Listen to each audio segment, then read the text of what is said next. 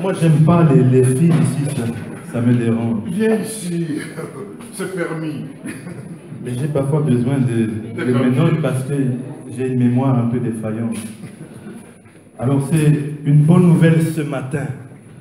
Vous savez que tout un temps, le Seigneur nous a rappelé qu'il est esprit.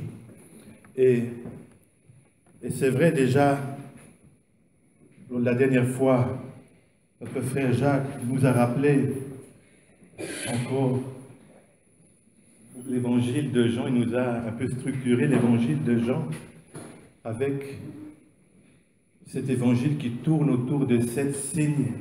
Mais ces 7 signes pour nous amener à la foi en celui qui peut toutes choses. Si tu es venu rencontrer Dieu ce matin, tu es venu à la bonne adresse. Amen. Parce que moi je crois à cette parole qui a été rappelée encore ce matin. Là où 2 ou 3 sont réunis en son nom, il est là. Si tu comptes sur moi pour quelque chose, tu te trompes. Mais celui qui est en moi, il peut faire quelque chose de puissant. Amen. Et celui qui, si tu as donné ta vie à Christ, parce que c'est bien conditionnel, alors tu es né de nouveau. Ce que disent les Écritures, n'est-ce pas? Mais nous devons apprendre à vivre en nouveauté de vie. Et peu à peu, j'aimerais vous introduire dans cette dimension. Apprendre à vivre. Moi-même, je suis dans cette école-là du Seigneur, d'apprendre de plus en plus à vivre. Certains prédicateurs ont parlé de la 4e dimension pour parler de simplement de cette dimension spirituelle. Parce que la plupart des hommes, et j'aimerais rappeler ce texte dans 1 Corinthiens 2, que l'homme de Dieu, mon frère Félix, avait déjà, bon, c'était une parenthèse, mais j'aimerais rappeler cette parenthèse, lorsqu'il avait rappelé, dans 1 Corinthiens 2, il est dit, au verset 14, « Mais l'homme naturel ne reçoit pas les choses de l'Esprit de Dieu, car elles sont une folie pour lui. » J'arrête ici. L'homme naturel ou bien l'homme animal, l'homme dans sa nature, ne peut pas recevoir les choses de Dieu. C'est impossible. Si tu te contentes d'être un animal, si tu te contentes, si tu ne vis que par rapport à un enseignement où tu descendrais du singe, tu ne pourras pas recevoir les choses de Dieu. Parce qu'on est tout à fait différent de l'animal. On a un esprit. Il faut apprendre à vivre avec son esprit.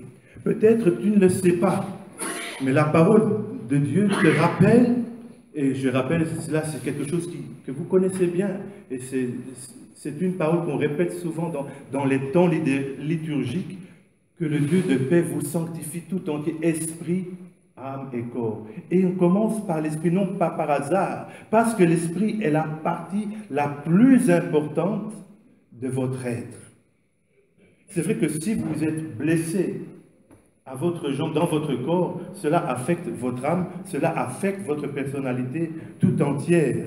Mais la partie la plus importante, celle qui va déterminer votre éternité, c'est votre esprit. Vous devez apprendre, je dois apprendre à vivre en nouveauté de vie. Je dois apprendre à ce que, dernièrement, j'écoutais les informations, on disait, oh, le cours de la bourse a encore chuté. Sais-tu que Dieu, pour te bénir, ne suit pas le cours de la bourse? Dieu peut te bénir, comme il est dit, je ne sais plus si c'est Isaac ou Jacob, qui avait été conduit dans une période désertique à semer, et sa semence avait rapporté 100 fois plus. Dieu ne dépend pas des circonstances pour nous bénir. Nous devons apprendre non pas à marcher selon nos sens, selon nos sensations simplement. Ça, c'est ce qu'on appelle le monde physique dans lequel nous vivons et nous recevons des informations de par nos sens, de par ce monde physique. Et là, ça concerne notre corps. Le monde psychique, le monde psychologique c'est le monde des émotions, le monde de l'intelligence, le monde de la volonté. Mais pour toucher Dieu, nous avons besoin de faire fonctionner notre esprit. Pour que tu puisses vivre des dimensions, cette dimension spirituelle, tu as besoin de faire fonctionner ton esprit. Sais-tu que Dieu désire te parler? J'ai aimé aussi cette intervention. Dieu aussi m'a dit, bon, comme j'ai le micro, pendant ce temps-là, Dieu m'a dit, il y a deux paroles qui sont montées dans mon cœur.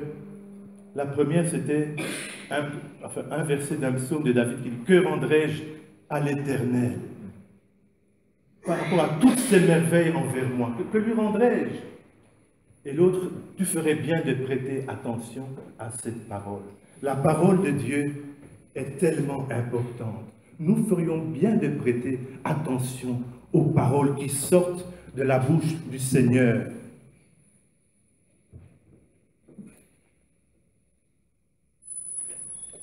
Vous savez, Dieu désire tellement nous parler. Mais comme le dit Job, vous connaissez peut-être ce texte dans Job, au chapitre 33, peut-être sur l'écran, si pour ceux qui n'ont pas de Bible. Job 33, c'est pas important. Job au chapitre 33 nous dit ceci, à partir du verset 14. Dieu parle cependant tantôt d'une manière, tantôt d'une autre, et l'on n'y fait pas attention. Dieu parle tantôt d'une manière, tantôt d'une autre, mais on n'y fait pas attention. On n'y prend pas garde. Parce que Dieu ne sonne pas de la trompette quand il te parle.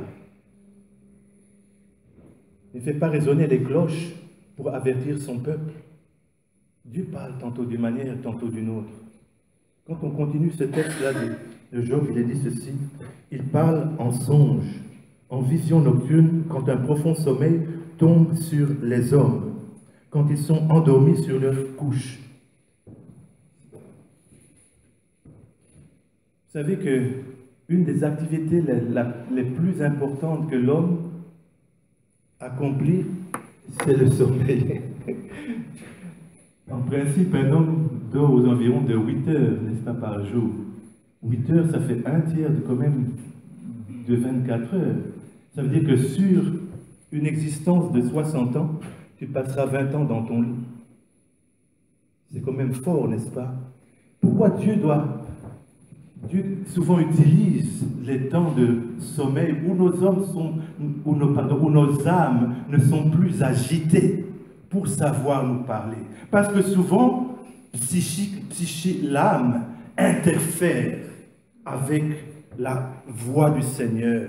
Elle interfère. Parce que souvent, quand tu es décidé d'accomplir quelque chose, tu n'écoutes plus rien. Tu es décidé d'accomplir cette chose, tu n'écoutes plus rien. Et bien souvent, après coup, tu dis, ah, j'aurais dû écouter cette voix intérieure qui me disait. Ça ne vous est jamais arrivé, ça? Dieu vous parlait. Vous le réalisez seulement après coup. Parce que votre âme est agitée. Et vous n'écoutez plus le Seigneur vous parler. Mais il faut apprendre. Nous devons apprendre à écouter cette voix intérieure. Et le rêve, c'est une bonne nouvelle. Continue de rêver. Continue de rêver. Continue de voir grand. Continue. N'enterre pas ton rêve. Dieu est puissant. Il est capable de le restaurer. Il est capable, s'il vient de Dieu, de l'amener à l'existence. Même du néant. Même s'il n'y a rien sur quoi tu puisses te reposer pour accomplir cette destinée qu'il t'avait peut-être donnée il y a très longtemps. Dieu est capable en son temps, mais aie l'attitude. Demande à Dieu de restaurer cette espérance qui est tellement importante, cette petite flamme qui te dit que peut-être un jour, vous savez que la foi, c'est la fermeté des choses qu'on espère. L'espérance, j'avais aimé un peu, ce n'est pas une définition d'un dictionnaire, mais c'est un peu comme un rêve positif du futur. C'est ça, non? Une espérance. Généralement, c'est vrai qu'on peut, si tu espères négativement, généralement on ne parle pas d'espérance. On parle peut-être de pensée négative. Mais généralement, quand on espère, on dit, oh j'espère, tu espères généralement de bonnes choses. Sinon, sinon tu es dans un état dépressif et tu as besoin qu'on prie pour toi. Parce qu'alors tu es comme Job qui disait, oh, c'est ce que je crains qui m'arrive. Là, c'est les pensées négatives qui travaillent et qui sont en train de le détruire, de ronger son âme, de l'anéantir. Mais Dieu est un Dieu d'espérance. Dieu est un Dieu de restauration. Et j'aimerais, tout à l'heure, avec mon frère Félix peut-être, si quelqu'un a des cauchemars, eh bien, j'aimerais prier pour vous que vous soyez libérés. Parce que Dieu est un Dieu de paix. Et il désire parler encore à beaucoup de parmi nous, peut-être d'ailleurs à tout le monde, il désire nous parler à tous. Et il parlera bien souvent dans des rêves. Si tu n'as pas de rêve où Dieu te parle, prie le Seigneur. C'est ça qui va ranimer peut-être ton esprit en toi. Des fois on se dit, mais pourquoi Dieu ne me parle pas par des... As-tu demandé? Demandez et vous recevrez. As-tu demandé que Dieu te donne une vision? As-tu demandé que Dieu te donne un rêve à accomplir? L'as-tu demandé simplement? Vous ne demandez, vous ne recevez pas parce que vous ne demandez pas. C'est vrai qu'il y a une prière communautaire qui est là pour nous aider à alimenter notre prière personnelle. C'est rare que j'ai entendu quelqu'un qui, appartenant à une église locale, qui ne participe pas au moment des prières communautaires et une prière personnelle fervente. Je n'ai jamais entendu ça.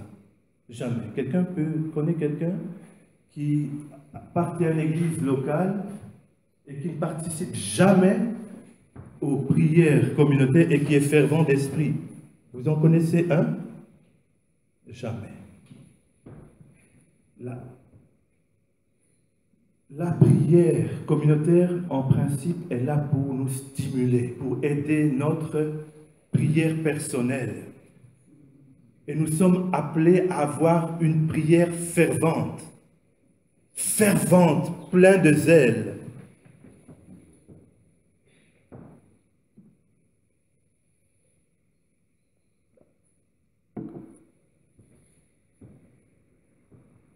La prière, il y a plusieurs aspects de la prière, mais aujourd'hui, mon invitation, c'est une invitation à rêver, à rêver. L'importance des pensées, l'importance de l'imaginaire. Aucun artiste n'a pu créer une œuvre, un chef-d'œuvre, sans déjà au préalable l'avoir déjà vu mentalement, sans l'avoir vu préalablement. Il a développé son imaginaire.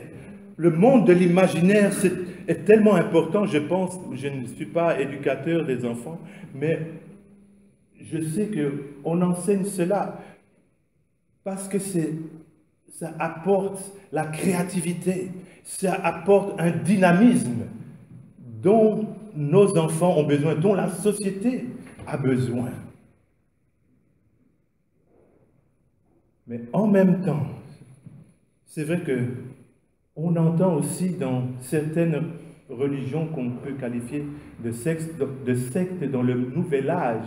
Par exemple, on dit de développer la pensée positive en disant, imagine quelque chose de positif pour ton âme et à force de le répéter, tu verras cela s'accomplir. En fait, je ne connais pas très bien ces théories ésotériques, mais on essaie de falsifier peut-être ce qui, au départ, est vrai.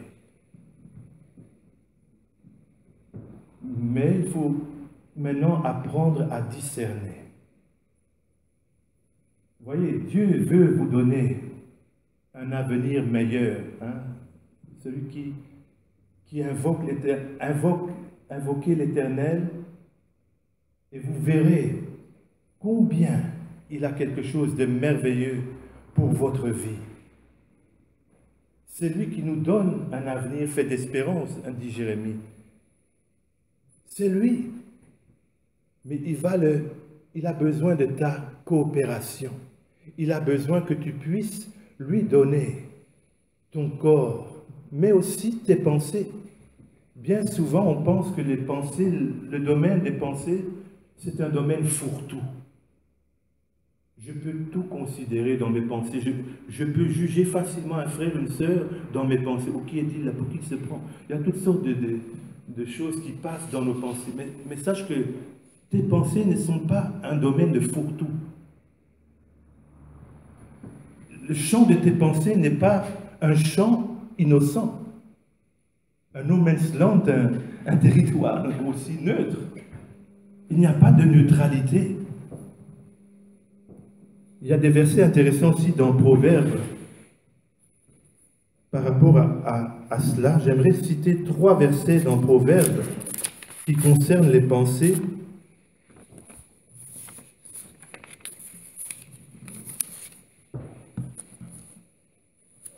Alors le premier est en Proverbe 23, verset 7, où il nous est dit « Car il est comme les pensées de son âme. » Il est comme les pensées de son âme. Il est comme les pensées de son âme. Et pour illustrer ça, on a 2 versets. Proverbe 12, 5, on nous dit « Les pensées des justes ne sont qu'équité. » Les pensées des justes ne sont qu'équité. Et en contrebalance, on a un peu plus loin dans Proverbe 24, 9, la pensée de la folie n'est que péché. La pensée de la folie n'est que péché. Donc le juste, toutes ses pensées sont des pensées d'équité. Voilà ce que nous sommes appelés, n'est-ce pas, lorsque Jésus nous sanctifie. Mais nous ne devons pas continuer par notre vieille nature, ou bien à tolérer la nature charnelle, à toujours entretenir des pensées qui pourraient contaminer nos âmes, qui pourraient affecter notre existence. Parce que toutes nos pensées doivent être équité, droiture. Parce que tel il est, car l'homme est telles sont ses pensées, les pensées de son âme. Le domaine de la pensée est un champ de bataille. C'est là que le diable va venir t'attaquer. Il va te susurrer. Oh, c'est pas possible pour toi. Rappelle-toi, tu n'es qu'un vaurien. Tu ne vaux rien. Oh, pour toi, c'est pas possible. Il va te susciter toutes sortes de pensées négatives. Ou bien l'apôtre Pierre qui pourtant commençait à marcher sur les eaux, ce qui n'est pas du domaine du naturel, le diable lui a dit, regarde un peu le vent. Tu ne trouves pas qu'il est très fort ce vent? Regarde un peu cette tempête. Mais aucun homme ne peut résister devant une telle tempête. Mais déjà, est-ce qu'un homme peut marcher sur les eaux? Mais le problème, c'est que dès qu'on accepte une pensée qui nous détourne de quoi, en principe, nous devrions porter notre attention, nous chavirons. Nous pouvons chavirer dans la foi. Parce que, j'avais écouté un peu un teaser de 3 minutes comme ça pour encourager, et j'avais aimé cet homme de Dieu qui disait, il nous rappelait un peu le même épisode, en rappelant après, Jésus avait dit à ses disciples, mais où est votre foi? Le problème, c'était pas, non pas qu'il niait que les disciples aient une foi, ils avaient une foi, mais où l'ont-ils mise? En quoi l'ont-ils placée? Au début, ils avaient mis la foi dans le Dieu qui peut tout, mais dès qu'ils ont accepté dans leur pensée d'écouter quelqu'un d'autre, alors la foi a commencé à chavirer. Où places-tu ta foi? En qui mets-tu ta confiance? Dans tes sensations? Es-tu tellement sûr de toi que tous tes sens peuvent t'orienter vers la bonne voie, vers la bonne destinée? Si nous mettons la foi en Dieu, nous mettons la foi en quelqu'un qui est invisible. Mais Dieu est Dieu, il désire te parler. Il désire te délivrer. Et je pense que le Seigneur va opérer des délivrances aujourd'hui. Parce que des fois, tu as laissé tellement de portes ouvertes dans tes pensées. Il y a des pensées humaines, il y a des pensées divines. La pensée, nous avons, l'apôtre Paul dit, nous avons la pensée du Christ. Mais pour que tu puisses confesser cela, il ne faut pas vivre simplement dans le domaine de l'âme. Celui qui a pu confesser cela, c'est quelqu'un qui a déjà appris à vivre dans cette dimension de l'esprit, qui ne dépend pas de ses sensations, qui ne dépend pas de ce que ses yeux physiques peuvent voir, de ce que son intelligence peut percevoir des réalités qui l'entourent. Croyez-vous que nous pouvons mener le combat de Dieu simplement avec des capacités humaines? Jamais. Un ange, si un ange de Dieu a pu balayer toute une armée des Assyriens, un petit ange envoyé à balayer 185 000 âmes, vous croyez que Lucifer est moins fort? Dieu ne se repent pas de ses dons et de ses appels. Seulement, nous sommes l'objet de la protection de Dieu, toute l'humanité. C'est pourquoi nous ne sommes pas anéantis. Dieu permet, il tolère des attaques de l'ennemi et il utilise même Satan comme un pion parce que Dieu est Dieu. Et lui-même, il ne combat jamais Satan. Quand on regarde les Écritures, je vois, il envoie un ange. Ce n'est pas à lui de combattre l'ancien Lucifer, où l'archange Gabriel dit, c'est Michael qui venait à mon secours. Non. Dieu est assis sur son trône. Tout à l'heure, nous avons chanté que nous venons devant son trône, mais on n'imagine pas ce que c'est. Il y a des myriades d'anges qui se prosternent devant Dieu. La gloire et la puissance de Dieu, bien-aimés. Et vous savez qu'il y a des versets et des appels qui sont des appels, des destinées, qui sont tellement grandes. Dieu te donne un rêve. Il dit que tu es devenu participant à la nature divine. Est-ce que tu réalises cela? Participant à la nature divine. Est-ce que tu le réalises? Si tu le réalises, alors marche comme Jésus a marché. Et tu verras toi-même, des choses vont changer. Si Jésus a dit, celui qui croit en moi ferait les mêmes choses que j'ai faites, et il en ferait des plus grandes.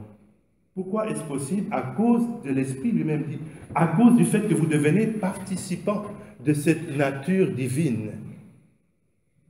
Nous devons apprendre à vivre dans cette dimension de l'Esprit.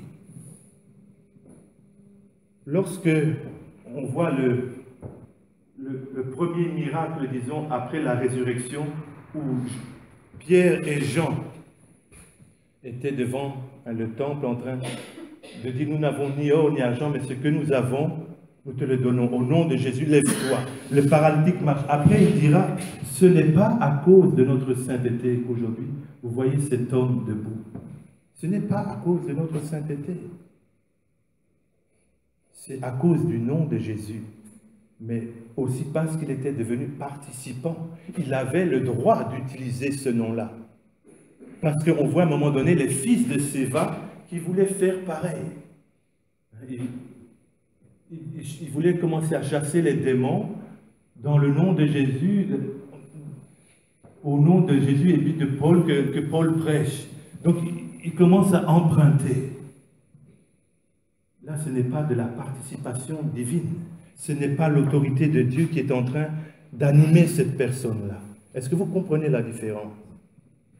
Mais si un jour tu as accepté Christ, la parole dit que tu es né de nouveau. Maintenant que tu es né de nouveau, l'apôtre Paul aussi a déclaré « Marchez en nouveauté de vie ». Il y a une vie nouvelle. Ne continue plus à marcher comme les hommes, comme tout homme, même si tu es un homme. Mais la parole dit qu'il y a encore maintenant, il y a une différence d'état spirituel. Tu es passé du royaume des ténèbres au royaume du Fils de la... Tu as autorité dans le monde spirituel. Les anges de Dieu te considèrent différemment. Quand vous vous promenez, vous avez les gardes du corps. Vous êtes une personnalité. Dieu nous appelle à des grandes choses. Mais agissons. Commencez de nouveau à rêver, c'est possible. Si Dieu te met un rêve, c'est parce qu'il a jugé que tu étais capable d'accomplir ce rêve. Ton rêve ne sera pas le mien. Bien sûr, tous nos rêves ont besoin de discernement. N'aie pas peur de demander à nouveau une confirmation à Dieu. Parce que des fois, si tu as mangé un bon gâteau, tu peux rêver le soir que tu deviens pâtissier. Vous voyez, la chimie, notre spécialiste de chimie va nous confirmer que la chimie peut influencer ceux qui prenaient les pilules de LSD, croyaient qu'ils étaient des petits oiseaux qui volaient. La chimie aussi peut influencer nos rêves. Ou bien si tu as vu un match de boxe, parfois moi je regarde des films, alors je peux me prendre pour un super-héros. Mais là c'est le travail de notre âme. Notre âme aussi peut affecter. Mais parfois, tu sens quelque chose qui est différent. Les rêves peuvent avoir donc 3 origines. En général, on dit que les rêves peuvent provenir soit de notre âme, donc par la chimie ou bien par les hormones, ou par ce qu'on a pu vivre dans sa famille ou émotionnellement. Mais les âmes aussi, les rêves aussi peuvent venir ou de Dieu ou du royaume des ténèbres, donc du monde spirituel. Maintenant, il faut apprendre à discerner. Et Dieu souhaite que tu commences à apprendre à discerner. Parce que parfois, si tu n'arrives pas à discerner, peut-être il y avait un appel à l'intercession pour un frère, pour une sœur, dans un domaine précis. Si tu n'interviens pas, il peut arriver peut-être ce que tu rêves. Tu rêves peut-être d'une chose qui n'est pas encore arrivée. Comme le dit encore le texte de Job un peu plus loin. Parce qu'il est dit dans Job 33, maintenant, à partir du verset 15, alors il fait des révélations aux hommes. Il met le sceau à leur instruction afin d'écarter l'être humain de ses œuvres et de préserver de l'orgueil l'homme fort, afin de garantir son âme du gouffre. Donc prévenir, d'autres versions disent, afin d'avertir. Dieu nous avertit. Dieu nous prévient. Il veut nous préserver de l'orgueil. Il veut nous préserver de la ruine. Et pas seulement nos propres âmes, peut-être notre famille, peut-être un membre de notre famille. Faisons attention à nos rêves. Si Dieu nous a permis ou a voulu que l'homme puisse dormir aussi longtemps, ce n'est pas par hasard. C'est parce qu'il a du mal à nous atteindre. Notre âme est tellement souvent préoccupée qu'on ne fait pas attention. On ne pense pas que oh, Dieu va me parler maintenant. On ne pense pas. Alors que Dieu voudrait tellement être actif dans tous les domaines de nos vies. Dieu ne vient pas seulement le dimanche, vous savez. Dieu nous accompagne chaque jour. Dès que vous vous levez le matin, David avait su cela. Il dit même avant que j'exprime ce que j'ai à dire à mon Dieu, tu connais entièrement ce que j'ai à te dire. Quand je me couche, quand je me lève, tu le sais. Dieu nous accompagne. Dieu veut J'ai entendu aussi un témoignage, comme je vois mon frère Richard, d'un Coréen, un médecin coréen. Quand il est entré dans cette dimension de nouvelle vie, ils ont connu un pourcentage de guérison incroyable dans l'hôpital. Dieu peut révéler les pathologies. Dieu peut révéler dans ton domaine précis ce qui convient de faire exactement. Encore en préparant ce message, j'avais écouté un témoignage d'un entrepreneur canadien qui avait acheté une machine sophistiquée qui lui avait coûté 200 000 $. C'était vraiment toutes ses économies et il avait investi ça pour cette nouvelle machine très performante. Mais à peine reçue, elle ne fonctionnait pas. Il appelait les techniciens, rien n'allait, ça n'allait pas, même les techniciens n'arrivaient pas à trouver la panne. Un jour, à ce moment-là, cet homme-là, qui était chrétien, reçoit un rêve. Et dans ce rêve, il voit une partie de cette machine-là, où il ouvre le capot et où il voit un boulon qui est tombé, et on lui montre dans ce rêve comment il faut remettre le boulon en place. Il dit, bon, il fait cas de ce rêve, il va vers cette machine-là, prend le boulon et remet ça comme il a vu dans son rêve. Au moment où il fait ça, cette machine refonctionnait. Vous voyez, Dieu veut nous accompagner dans ce que nous faisons. Dieu veut notre réussite. Dieu veut notre réussite dans tous les domaines. Mais nous ne sommes pas attentifs, comme dit Job. Nous ne faisons pas cas. Nous ne faisons pas cas. Nous attendons l'extraordinaire. Tu sais que la vie surnaturelle n'est pas forcément extraordinaire. Elle est surnaturelle. Ce n'est pas dit que lorsque Dieu a fait apparaître la lumière, qu'il y a eu des grondements de tonnerre ou, je ne sais pas, un bruit fulgurant dans l'espace-temps. Je ne sais pas. On parle des théories des Big Bang, mais Dieu ne fait pas sonner toujours la cloche. Bien souvent, et d'ailleurs, la manière la plus commune par laquelle Dieu nous conduit, c'est le témoignage intérieur. Une voix tellement docile, tellement sensible, que souvent on n'y prend pas, on ne fait pas cas. Souvent ma femme me dit, ah, j'aurais dû écouter cette voix-là dans une affaire ou dans l'autre. Dieu veut notre réussite, il veut ta réussite. Tu peux mettre sur pied cette entreprise. Tu peux aller plus loin dans tes possibilités, dans ton potentiel, parce que Dieu est là. Il t'accompagne. Il n'ignore pas tes choix. Il n'ignore pas tes décisions. Fais-lui confiance. Il peut te mettre à l'aise. N'imagine pas un Dieu sévère. N'écoute pas ces voix qui te dépeint. Un Dieu méchant. Un Dieu accusateur. Ce n'est pas notre Dieu. L'ennemi aussi peut parler par nos pensées. Il peut te susciter. Il va dire, est-ce que ça a marché? Est-ce que ça a marché quand tu as prié? Est-ce que ça a fonctionné? Avant ça, il aura déjà mis le doute. Il t'aura déjà donné la voie de destruction à ce qui était possible par le Seigneur. Mais après, il va encore revenir et dire, tu vois, tu as échoué. Tu vois, ça ne marche pas.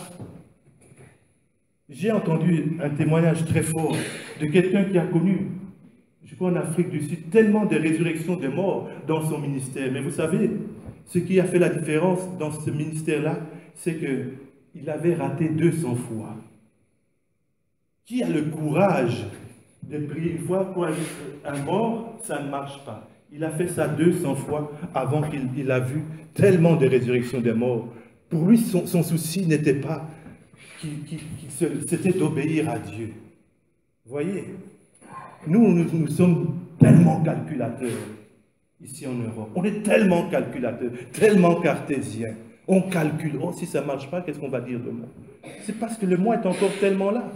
Qu'est-ce qu'on va dire de moi? Qu'est-ce que les gens vont penser de moi? Mon ministère est foutu si ça ne marche pas. bien-aimés, à qui voulons-nous donner gloire, finalement? C'est cela. À qui voulons-nous donner gloire? À nous-mêmes?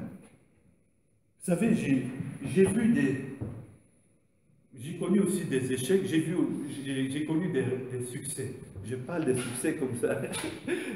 Ça marche aussi des fois. Je me rappelle, je n'étais pas pasteur quand j'ai prié la première fois pour un malade. Donc il ne faut pas être pasteur, vous savez. Avec quelqu'un qui souffrait de l'œil, il avait, je ne sais pas, quelque chose. Je n'ai même pas regardé, j'ai seulement prié. C'est lui-même après qui s'est regardé, il m'avait accompagné au retour. Oh, mais mon œil est guéri. Il s'était regardé dans un rétroviseur comme ça d'une voiture. Et puis il me rappelle ça toujours. Mais moi, je n'avais même pas regardé son œil. J'avais simplement prié au nom de Jésus, sois guéri, sois délivré. Point barre. J'ai simplement osé marcher dans cette vie nouvelle. Il n'est pas dit, si tu es pasteur, voici les signes qui accompagneront les pasteurs et les apôtres. Non, j'ai lu dans ma Bible comme vous, voici les signes qui accompagneront ceux qui auront cru. Ils imposeront les mains aux malades et les malades seront guéris. Ça m'est arrivé aussi de prier, j'ai vu des échecs. Des fois, on ne sait pas tout. On ne connaît pas tout. Je peux aussi dire, oh, il manquait des fois, mais peut-être c'est moi qui manquais des fois. On ne connaît pas. Ce n'est pas notre problème. Notre problème, c'est d'obéir et de mettre toute notre confiance dans le Seigneur. Amen. Apprenons à marcher. Peut-être on ne va pas devenir des champions de l'écoute de Dieu en un jour. Ça, je ne peux... Moi-même, je ne suis pas un champion de l'écoute de Dieu. Peut-être sinon, je serais exactement maintenant la personne qui a besoin d'être touchée ici à l'ennemi. Je ne le sais pas. Pourquoi? Parce que je n'ai peut-être pas assez prié, je ne sais pas, ou je ne suis pas assez sensible à l'Esprit de Dieu. Vous savez, il y a des fois des points de contact comme ça qui peuvent changer le sort d'une ville. Mais nous devons apprendre. Peut-être il attend qu'ensemble, nous fassions quelque chose qui fasse la différence, qui démarque.